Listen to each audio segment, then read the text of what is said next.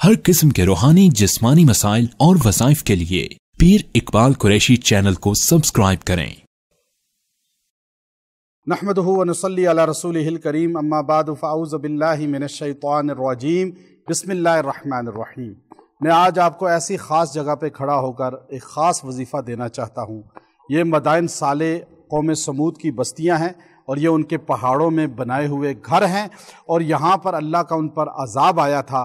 ہمارے نبی صلی اللہ علیہ وسلم جب تبوک میں یہاں سے گزرے تو آپ نے صحابہ سے فرمایا کہ تیزی سے گزرو، یہاں اللہ کا عذاب آیا تھا۔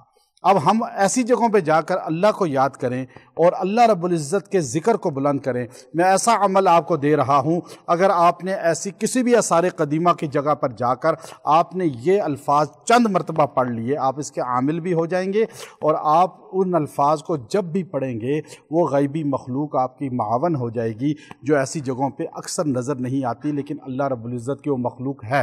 ہم نے یہاں ایسے الحمدللہ مراقبے کیے اور ایسے ہم نے دیکھا۔